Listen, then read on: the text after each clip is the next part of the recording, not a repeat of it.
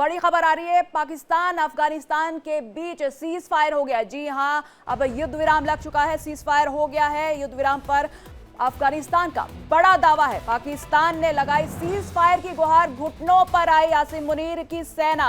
ये आप बड़ी खबर देख रहे हैं। हमले में कई सुरक्षा बलों की मौत। टीटीपी जो है अफगानिस्तान के हमलों से दहला और पाक पेशावर समेत 4 शहरों पर भीषण हमले। ये बड़ी खबर आप देख रहे हैं। घुटनों पर आई आसिम मुनीर की जो सेना और सीज फायर हो गया है।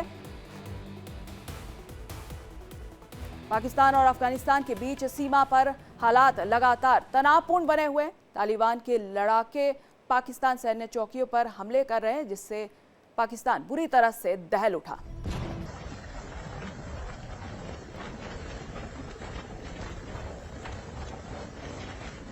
तो हमारे साथ न्यूज रूम से जुड़ गए हैं रमन सैनी। रमन, आपसे ये जानना चाहेंगे कि सीज फायर हो गया है और 48 घंटे के लिए जो ये गोलीबारी जो है रोकी गई है, तो क्या समझे कि संघर्ष यहाँ पे जो है, युद्ध जो है वो थम चुका है अब?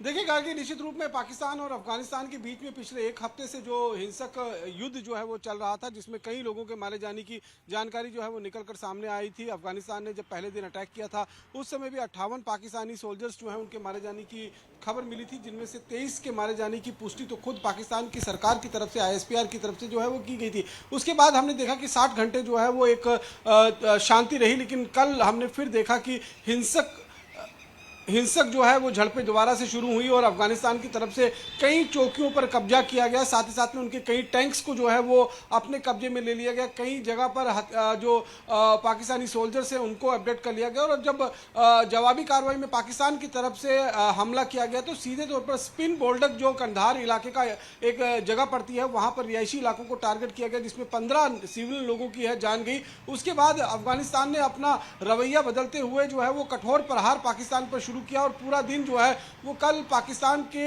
अलग अलग इलाकों में जो दुरुंद लाइन है, यानी कि अफगानिस्तान और पाकिस्तान के बीच में जो बॉर्डर स्थित है, उस पर बहुत हैवी फायरिंग और रिटेलिएशन जो है वो अफगानिस्तान की तरफ से किया गया है। और उसके बाद घबराया पाकिस्तान जो है वो घुटने टेकने के लिए मजबूर हो गया और कल शाम 6:30 बजे पाकिस्तान की तरफ से गुहार लगाई गई और ये कहा गया कि कुछ देर के लिए युद्ध को जो है वो रोका जाए। ऐसे में अफगानिस्तान ने 48 घंटे की मोहलत जो है वो पाकिस्तान को दी है और 48 घंटे के लिए फिलहाल ये युद्ध जो है वो उसको विराम पर रख दिया गया है। देखना ये होगा कि आने वाले 48 घंटे के बाद ये आखिरकार क्या कुछ रवैया, क्या कुछ रुख जो है ये युद्ध अपनाता है। अभी मैं ख्वाजा आसिफ जो पाकिस्तान के डिफेंस मंत्री हैं उनका एक बयान सुन रहा था, तो उसमें ये कह रहे थे कि देखिए अब डोनाल्ड ट्रंप जो अमेरिकन प्रेसिडेंट हैं उनका बहुत बड़ा रोल है इस युद्ध विराम को लागू करवाने में और आगे भी उम्मीद है कि ये 48 घंटे के बाद भी जो है वो युद्ध विराम आगे जो है वो बढ़ाया जाएगा। तो निश्चित रूप में पाकिस्तान की सरकार, पाकिस्तान की सेना जो है वो चारों खाने चित होती हुई नजर आ रही है और लगातार घुटने टेकने के लिए मजबूर है। हमने देखा था कि ऑपरेशन सिंदूर के दौरान भी किस तरीके से पाकिस्तान ने घुटने टेकते हुए भारत से सीज फायर का गुहार लगाई थी। डोनाल्ड ट्रंप की शरण में जाकर पाकिस्तान की सरकार, शहबाज शरीफ और आसिम मुनीर बैठ गए थे और इसके बाद जो है वो एक भारत ने भी जो है वो ऑपरेशन सिंदूर को जो है वो विराम दे दिया था, यानी कि पूरी तरीके से खत्म नहीं हुआ था, लेकिन एक पॉज जरूर उस ऑपरेशन सिंदूर पर लगा दिया गया था। और अब अफगानिस्तान के सामने भी पाकिस्तान की आसिम मुनीर की जो सेना है उसने बाकायदा घुटने टेक दिए हैं और इतनी बेइज्जती किसी भी सेना की मैंने किसी भी देश में होते हुए देखी नहीं है, क्योंकि जहां हम देख रहे हैं कि पाकिस्तान के जो सैनिक बंधक बनाए गए हैं अफगानिस्तान की तरफ से, उनकी पतलूनें उतार उतार कर चौराहों पर टांग दी गई है। तो आप इससे समझिए इससे ज्यादा बेइज्जती जो है वो किसी सेना की क्या हो सकती है। और ये भी हमने तस्वीरें देखी कि किस तरीके से जो उनके टैंक्स हैं जो हमला करने के लिए जा रहे थे अफगानिस्तान के, उनके अफगानिस्तान के लड़ाकों ने बाकायदा उन टैंकों पर कब्जा कर लिया और अफगानिस्तान ने कहा था कि अभी हमने सिर्फ 10% अपनी पावर का इस्तेमाल करते हुए पाकिस्तान पर अटैक किया है। जिस दिन हम 100% ताकत के साथ हमला करेंगे फिर पाकिस्तान का क्या हाल होगा ये आप भले ही समझ सकते हैं। लेकिन फिलहाल टेंशन का माहौल जरूर दोनों देशों के बीच में दुरन लाइन के ऊपर बना हुआ है। अब देखना ये होगा कि 48 घंटे के बाद आखिरकार ये जो सीज फायर हुआ है टेम्परेरी 48 घंटे के लिए, ये आगे बढ़ता है या फिर यहां से खत्म होकर दोबारा एक बार संघर्ष का समय जो है वो शुरू होगा। गार्गी जी रमन, दोनों ही जो सीमाओं पर झड़पें हुई है, इसमें कितना नुकसान हुआ है दोनों देशों को?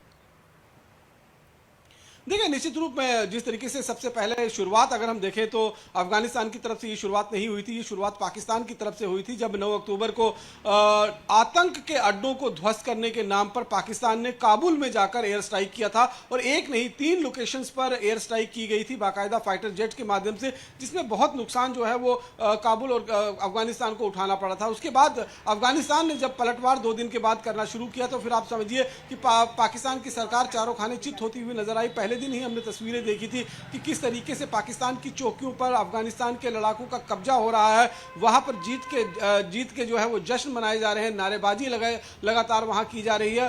पाकिस्तान की जो सेना के जवान हैं वो अपनी जान बचाकर हथियार छोड़कर वहां से भागते हुए नजर आ रहे थे। तो ये बहुत ज्यादा नुकसान हुआ था और जो संघर्ष हुआ था दोनों ही देशों के बीच में, यानी कि आर्टिलरी शेलिंग और हैवी मशीन गन का इस्तेमाल करते हुए, उसमें तालिबान ने ये दावा किया था, उनके बाकायदा ऑफिशियल स्पोक्स पर्सन ने ये कहा था कि करीबन 58 लोग जो हैं वो पाकिस्तानी सैनिक के जवान जो हैं वो मारे गए हैं, जबकि पाकिस्तान कह रहा था कि हमारे 23 जवान मारे गए हैं, 29 लोग जो हैं वो जख्मी हैं। तो ये आप समझिए कि नुकसान दोनों तरफ से हो रहा है। लेकिन जिस तरीके से पाकिस्तान इस समय चारों तरफ से घिरता हुआ नजर आ रहा है, क्योंकि अफगानिस्तान और पाकिस्तान का एक समय में बहुत अच्छा रिश्ता हुआ करता था। हालांकि दुरंत लाइन जो है उसे पाकिस्तान जरूर मानता था, अफगानिस्तान उस लाइन को बॉर्डर नहीं मानता है, लेकिन फिर भी वहां पर एक कंट्रोल था।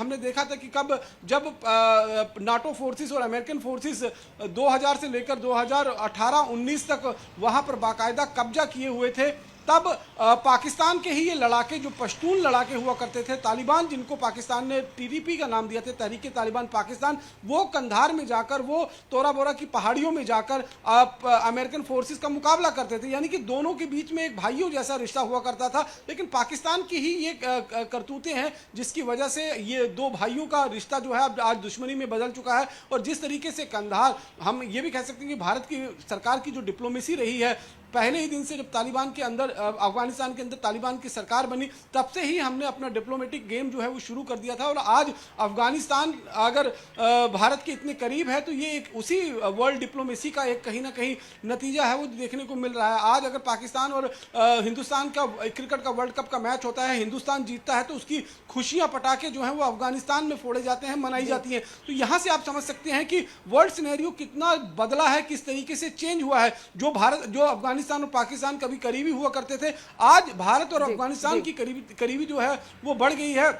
पाकिस्तान जो है वो अलग थलग पड़ता हुआ नजर आ रहा है। तो निश्चित रूप में आने वाले अब 48 घंटे के बाद देखना होगा कि आखिरकार ये पूरा युद्ध जो है वो सीजफायर जो है वो किस तरीके से आगे अपना रुख जो है वो मोड़ेगा। जी रमन, पूरी जानकारी के लिए आपका बहुत बहुत शुक्रिया।